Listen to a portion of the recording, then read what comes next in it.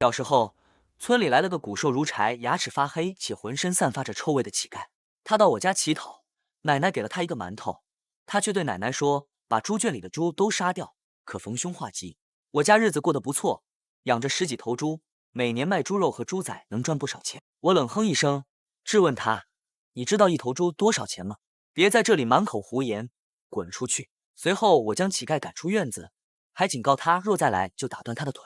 过了几天，在省城念书放暑假的小叔回来了，我挺高兴，打算杀猪庆祝，便请了几个人来帮忙。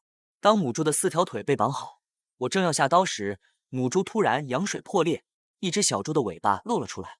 院子里的人都愣住了，我也一脸茫然。邻居孙旺提醒道：“叔，这是带崽子的母猪啊，是不是抓错了？”我眉头紧皱，不可能，我记得这头母猪没配过种。奶奶赶忙拿剪刀剪开绑着母猪的绳子，说：“快把它弄回猪圈，让它先下崽。”几个人合力把母猪弄回了猪圈。奶奶责怪我记性不好，肯定是抓错了。我坚称不可能记错。孙旺笑着说：“这好事啊，又能多下猪仔，就是多赚钱。”我也觉得这母猪肚子里至少能下8个猪仔，说不定能有10个。大家正说着，却发现母猪好像难产了，小猪仔一直生不出来。我奶着急了，操起剪子就上去帮忙，还喊道：“小豆子，去打盆热水来。”我小跑回屋，拎起暖壶，见小叔正坐在土炕上看书，我便说：“小叔，母猪生猪仔了，去看看不？”小叔不屑地回我：“生猪仔有啥好看的？我不去。”小叔是村里唯一的大学生，是老赵家的骄傲，爷奶疼他的紧，家里脏活累活从不让他沾手。我拎着暖壶进了猪圈，奶正在给猪接生，好不容易掏出一只小猪，却只有半个身子，另一半像是被什么咬掉了。奶愣了几秒，惊道：“这是咋回事？”我也跳进猪圈，拿起猪仔一看，畸形的，便说再看看其他的。离神惋惜，白下一个猪仔，咋这样呢？这时母猪又一叫，生出半个猪头。奶眉头紧皱，我就不信没个正常的猪仔。几分钟后，母猪生出来的全是残缺不全的猪仔，像被啃食过一样。我刚说肚子里应该没猪仔了，母猪就痛苦嚎叫，这次生出个比其他猪仔大很多的。奶拽着猪仔腿往外拽，生出来一看，那猪头竟像人脸，头上还有细小黑绒毛。奶猛地站起大喊：“咋回事？”爷脸色铁青，厉声道：“就是畸形猪仔，少见多怪。”我小跑回屋，拽着小叔胳膊说：“小叔，快去猪圈看看，母猪生了个畸形猪仔，长得像人。”小叔愣了几秒，丢下手里的书，冲向猪圈。他一看到猪仔就大喊：“杀了！”小叔是个读书人，平时很少发脾气失态，这一喊把猪圈里的人都吓了一跳。我也问：“石头，你说啥呢？”小叔大名叫张石，小名石头。他双眼通红，扫视一圈，怒吼：“给我刀！”我抓住他胳膊，低声问：“你要干啥？疯了？”看爷爷的架势，小叔再闹就要挨揍。小叔怕爷爷，这才稍微平静下来。猪圈里其他人见情况不对，纷纷笑着告辞。奶奶陪笑说：“真不好意思让你们白跑一趟，下次杀猪一定补上。”奶奶说的补上就是送几斤猪肉表示感谢。人走后，猪圈里只剩我们4人。我松开小叔，骂道：“那么多人，你发啥疯？”小叔说：“我没疯，这畸形猪仔就得杀，难道还养着？那猪仔虽模样怪异，但还有口气，拿到屋里细心养几天，没准能活。”奶奶把猪仔放到母猪旁边，让它吃奶。可原本虚弱的母猪见到它，立刻站起来躲到墙角，凄惨的嚎叫起来。这只母猪一叫，猪圈里的其他猪都跟着惨叫起来。它们似乎很怕这只畸形猪仔，有的母猪甚至吓得跳出了猪圈。我忍不住骂了句：“这是什么事儿？”小叔冷哼一声，说：“看吧，母猪都怕它，杀了它。”奶奶抓过畸形猪仔仔细查看，我也凑了过去。突然，小叔从奶奶手里抢过猪仔，狠狠摔在地上，砰的一声，猪仔身下流出好多血，还有血溅到小叔脸上。小叔笑着说：“这回没事了。”没等爷爷奶奶反应过来，小叔就跑出了猪圈。爷爷皱紧眉头骂道：“这兔崽子，看我不打死他！”说完便大步追出去。奶奶急忙跟上，边走边说：“老三，有话好好说，别动手打石头。”猪圈里只剩我一人，长这么大，我头一回见到畸形猪仔，忍不住凑近弯腰细看。这猪仔不仅头长得像人，前肢也像人的胳膊，猪蹄好似蜷缩的5根手指。我刚要伸手去碰，猪仔突然睁开眼，露出诡异的笑，他好像没死。我吓得半死，赶紧跑出去大喊：爷奶，那猪仔好像没死。进屋后，我看见小叔脸上红了一片，显然是挨了巴掌。爷爷坐在土炕上抽着旱烟，半晌才问：真的不是你？小叔大喊：当然不是我，我是人，不是畜生。小叔说这话时，眼里闪着泪光，像是受了天大委屈。说完，他径直跑去东屋。我家房子宽敞，有东西两屋。奶奶坐在土炕上，皱着眉头问我啥没死。我告知她那畸形猪仔没死，还活着且会笑。奶奶却不信，穿上鞋下了炕。尽管心里害怕，我还是跟着她去了猪圈。刚才还躺在地上的畸形猪仔竟消失不见，只剩一滩血迹。奶奶似察觉到危险，大声说：小豆子，去把你爷喊来。说完，她抄起地上的扫把，警惕地打量四周，似在寻找那只畸形猪仔。我小跑出去大喊：爷，奶喊你去猪圈。我也从屋里出来，小跑着进了猪圈，问咋了。奶奶回头看我一眼，说畸形猪仔不见了，一起找找。爷奶拿着扫把在猪圈里找了一圈，没找到。我猜测是不是被黄鼠狼叼走了。奶奶没回应，眼睛一直盯着猪圈里的猪。10几分钟过去，确实没找到。我说行了，做饭吧。奶奶放下扫把，说行，她去做饭，让我收拾猪圈。我点头，在猪圈收拾完后，和奶奶走出了猪圈。晚上，奶奶做好饭菜，让我去叫小叔吃饭。小叔房间门锁着，我怎么敲他都不开，估计还在生气。我便说不管他，让他饿住。奶奶推了我一下，示意我别说话，然后喊道：石头，过来吃饭，快点。门依旧没开，奶奶无奈地叹了口气，把菜盛出一碗放回锅里，说饭菜放锅里了，饿了自己出来吃。爷爷喝了口白酒，说别管他，吃饭。夜里我肚子痛，想上厕所，小心翼翼爬起来穿鞋。奶奶醒了，问我干啥，我说上厕所。她小声让我穿件衣服再出去，说完又睡了。我打开里屋门出去，发现小叔那屋门开着，心想难道没锁？我跑到厕所刚蹲下，就听见猪圈传来叫声，不像是猪打架，倒像在配种。上完厕所提上裤子，刚出厕所就看见小叔从猪圈出来，面色红润，心情不错。我刚要喊他，却看到他的影子竟是一头站立行走的猪，顿时头皮发麻，赶紧捂住嘴。小叔突然回头看见我，问我干啥。我再看他影子，又成了人影，难道刚才看错了？小叔见我不说话，又问这么晚不睡觉跑出来干啥，还让我过去。小叔朝我招了招手，我小跑到他身边说：刚才我去厕所了。话刚说完，小叔突然弯腰死死盯着我，冷声问：你刚才都看见什么了？我感觉小叔有些怪异，却又说不出哪里怪，下意识想往后退，胳膊却被小叔抓住。他怒吼道：你看见了什么？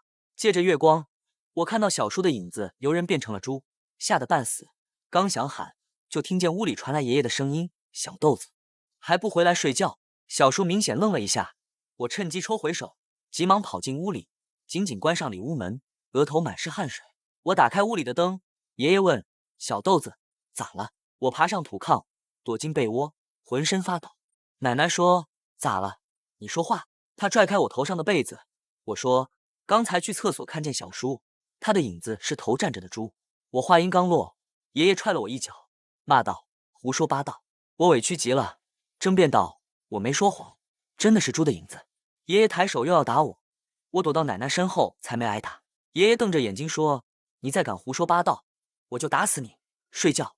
奶奶皱眉小声说：孩子看错了，又不是啥大事，你发啥脾气？爷爷关掉灯，没好气地说：整个村里就咱家石头争气，考上了大学，多少人羡慕嫉妒，这事传出去指不定成啥样，别往石头身上泼脏水。我奶没作声，似是默认了我爷的说法。片刻后，他拍了拍我的后背，说道：小豆子，这话可别乱说，睡吧。我爷和我奶都不信我所言，连我自己都开始怀疑，难道我真看错了？可小叔当时对我的态度实在诡异，仿佛换了个人。次日清晨，我被我奶的哭声惊醒，赶忙穿上鞋跑到院子里，只见许多人围在一起。我挤进去一看，小叔死了，他的头被咬掉一半，双腿也被啃食，死状极惨。据村里人说，小叔是掉进猪圈被猪活活咬死的，可昨晚我还见过他。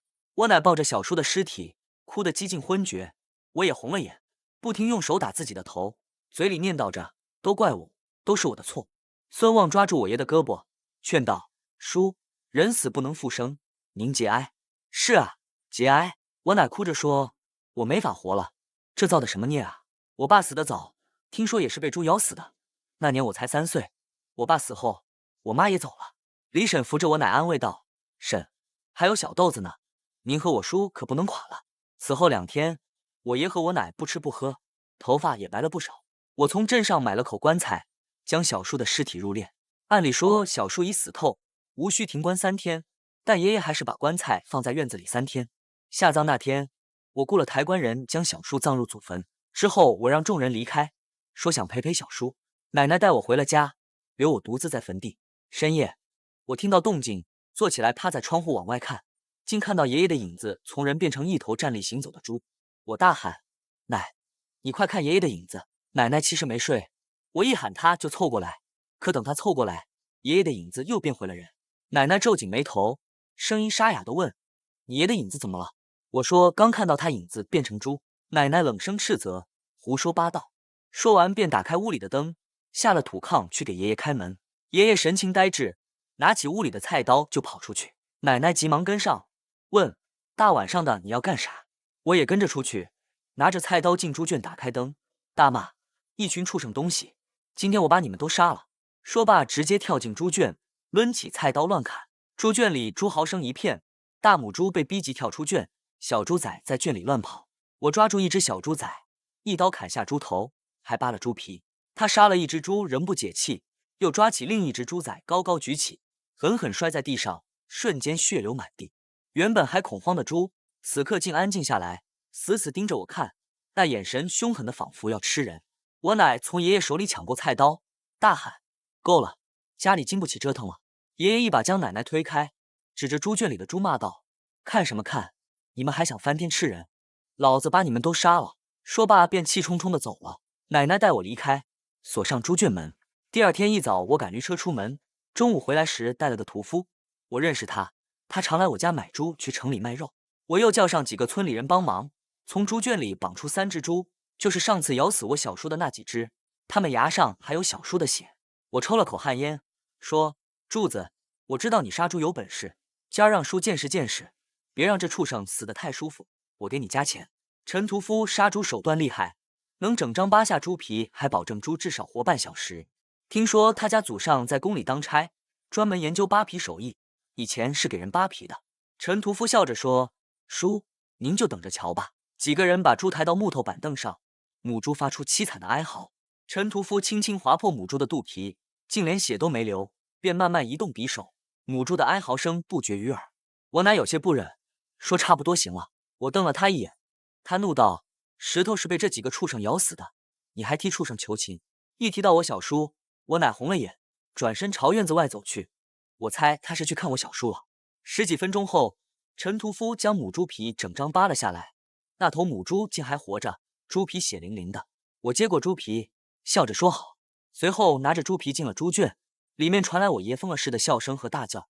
他对着一群猪说着：“这就是下场。”几分钟后，陈屠夫问：“叔，还杀不？”我从猪圈走出，爷大声说：“杀！”几人把剥了皮、奄奄一息的母猪抬下去，他躺在地上发出微弱的哀嚎，接着又抬来另一头母猪到木凳上。陈屠夫笑道：“叔，你看这猪哭了。”我凑过去，他拍着母猪的头嘲讽：“哟，猪还会哭，真稀罕。”陈屠夫举起刀，手法和刚才一样，缓慢移动，很是享受。母猪的叫声让我难受。我说：“爷，我去找我奶。”爷点点头：“去吧。”我跑到后山找奶奶，她果然在小叔叔坟前，边流泪边念叨：“那猪有什么好的，让你赔上了命，咱家以后不养了。”我回去就把猪全卖了。我小跑到奶奶身旁换了生奶，奶奶见我来，抬手擦去眼泪问：“你咋来了？”我答：“我害怕杀猪。”奶奶轻叹一声，默默给小叔烧纸。傍晚，隔壁林婶气喘吁吁跑来：“婶子，快回去，家里出事了，陈屠夫被猪咬死了。”奶奶愣了几秒，急忙起身快步往家赶。到家后，只见一片狼藉，猪圈门大开，猪全跑了。陈屠夫脖子被咬断，头滚到水井旁，双眼圆睁，满是惊恐，鼻子也被咬掉。只剩个血窟窿，其他人也都受了伤。我瘫坐在地，满脸虚汗。奶奶问：“这到底咋回事？”有人叹气说：“猪圈门被撞开，猪都跑出来了。”奶奶咬牙道：“都是你作孽，活该！现在猪跑了，这日子咋过？”那人冷哼一声：“跑了再抓几只，家里又不是没钱。”奶奶说：“现在猪哪有那么好抓？”说完便进了屋。有人叹气说：“猪圈门被撞开，猪都跑出来了。”奶奶咬牙道：“都是你作孽，活该！现在猪跑了，这日子咋过？”那人冷哼一声：“跑了再抓几只，家里又不是没钱。”奶奶说：“现在猪哪有那么好抓？”说完便进了屋。那人又叹口气：“没事了，都散了吧。”孙旺看了眼陈屠夫尸体，问：“叔，他咋办？”我说：“找个席子裹上，把尸体送城里去吧。现在就去，送晚了尸体就烂了，也算给其家人一个交代。”孙旺点头，和几个年轻后生把陈屠夫的尸体抬到驴车上，连夜往城里赶。我坐在地上抽着旱烟，看向李婶：“小四媳妇，我记得你家养了几头猪，有猪仔吗？有的话卖我几个。”李婶犹豫几秒道：“叔，我家猪留着过年吃，亲戚多，没多余的。”我点头：“那行，明天我去别的村子问问。”随后院子里的人都散了，我独自抽着旱烟。哎，我家那10几头猪可是爷奶养了20几年攒下的家底，这一跑，家里没了经济来源。过了几天，我从其他村抓来2只母猪，关进猪圈，爷奶悉心照料。奶奶总说：“小豆子，你快长大去读书，用这些猪供你上学。”爷爷也说：“小豆子肯定是读书的料。”自打买了这2头猪，我常半夜听到猪圈里猪叫，问奶奶，她总说我听错了，催我早点睡。今晚我又听见猪叫，好奇之下穿上鞋，小心翼翼跑出去，到猪圈门口，门虚掩着，我趴在门口透过缝隙看，里面漆黑一片，未开灯。突然，我听见爷爷一声惨叫，突然一声惨叫把我吓得魂飞魄散。没等我喊人，就听见开门声，我奶拿着扫把从屋里跑了出来，大喊着：“咋了？”她打开猪圈的灯，只见我爷倒在血泊中，后脑勺正淌着血，2只母猪缩在墙角盯着我奶。我奶急忙跑过去，呼唤道：“老头子，你醒醒！”我爷眼睛布满血丝，还有呼吸。我奶冲我喊道：“小豆子，快去喊人！”我跑到院子里，把邻居都喊醒了，大家来到我家，一起将我爷送去城里医院。我和我奶也跟着去了，还好送医及时，我爷保住了一条命，只是后脑重伤，精神恍惚，时而清醒，时而糊涂，嘴里还说着胡话，竟拉着我的手喊娘子。我奶打掉他的手，没好气地说：“你个老糊涂，这是咱孙子小豆子。”我爷摇头说：“他是良子，我儿子。”我又懵了。我奶让我在医院照顾我爷，他回家喂猪，我点头答应。我奶走后没多久，我爷就开始闹着要回家。我去找大夫的功夫，他已经离开病房。我急忙追出去，劝道：“爷，回医院，你病还没好吧？”我爷力气大，一把推开我，脚步踉跄地说：“别管我，我没病。”我管不住他，只能跟在后面。我家离城里有几十里山路，爷爷打算走着回去，我怕他走丢，便跟着。本以为他病了走不远，没想到竟带我走了10几里。路过一片树林时，爷爷突然停下，盯着远处。我问他看啥，顺着他手指的方向，我看到有堆火在燃烧，却没看见人。爷爷突然笑着说：“那不是咱家的猪吗？”让我在原地等他，自己朝树林跑去。我刚要跟上，就见7、8头咱家的猪出现在树林里，围着那堆火，其中还有那头畸形猪仔。他死死盯着爷爷，我想喊爷爷停下，却发不出声，像被无形的手掐住脖子。紧接着一声惨叫传来，爷爷倒在地上，那几头猪围上去咀嚼着，我听见骨头断裂声，头皮发麻，呼吸也越来越弱，随后昏死过去。等我再睁开眼，发现自己躺在土炕上，奶奶红着眼睛，应该守了我一夜。她见我醒了，说：“小豆子，家里就剩咱们娘俩了。”我愣了几秒，意识到爷爷死了。我奶奶点点头说：“你也算是被猪吃了，咱家以后不养猪了，我带你去城里。”她卖掉家里2头猪，用卖猪的钱给我办了场丧事，趁天黑收拾好行李，把我带到院子里，叮嘱我别出声。她锁上房门，又在房子四周堆满稻草。我忍不住问：“奶，为啥烧房子？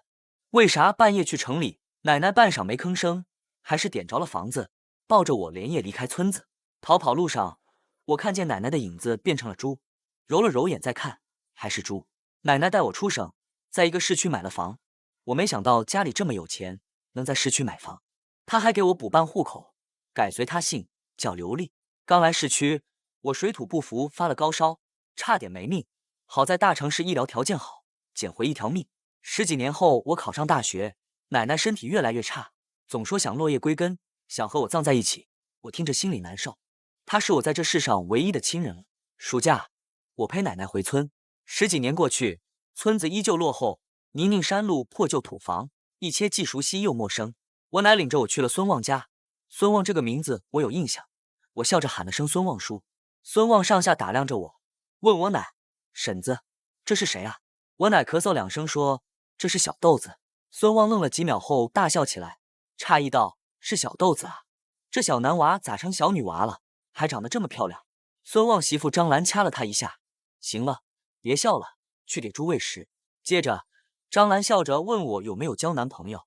她虽笑着，可我总觉得她不怀好意，而且她这张脸我好像在哪见过。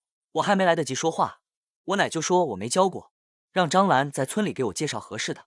我愣住，说：“奶，我好歹是个大学生，怎么能留在这偏远落后的村子？”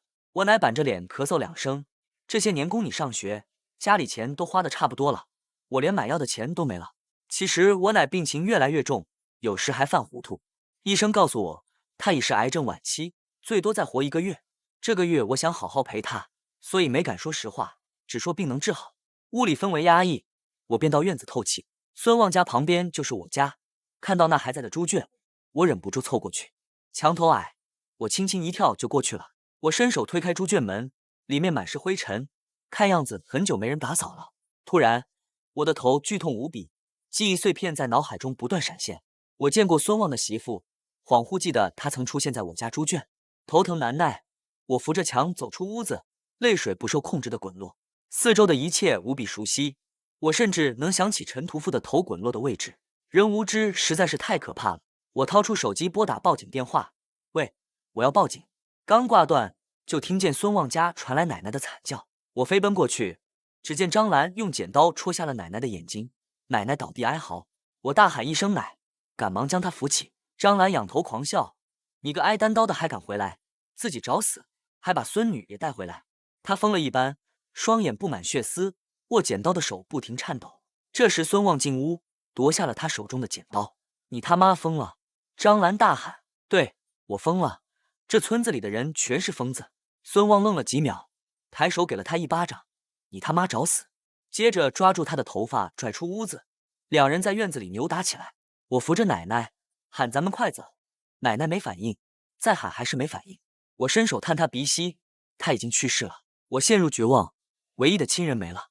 我话音刚落，屋门就被一脚踹开，浑身是血的孙旺狞笑着说：“老子早就想换媳妇了，你来的正好。”说完，他便不怀好意地盯着我，又道：“放心，我不会委屈你，咱家有10几头猪，在村里日子过得最好。”说罢，便朝我扑来。我急忙躲开，抄起地上的凳子大喝：“别过来，我已经报警了。”孙旺愣了几秒，愤怒地吼道：“你敢报警？老子杀了你！”说罢转身冲进厨房，拿出一把刀。我知道他们愚昧无知，山村里环山又有悬崖，想让一个人消失再容易不过，但我也并不害怕他们会闹出人命。孙旺再次朝我扑来，我将凳子砸在他身上，与他扭打在一起，可我根本不是他的对手。就在我觉得必死无疑时，院外响起警笛声。最终，孙旺以及村里很多人都被警察抓走了，我成了村里人的眼中钉。我不敢把奶奶的尸体埋在这里，便将其骨灰带回了城里，终究没能让她如愿落叶归根。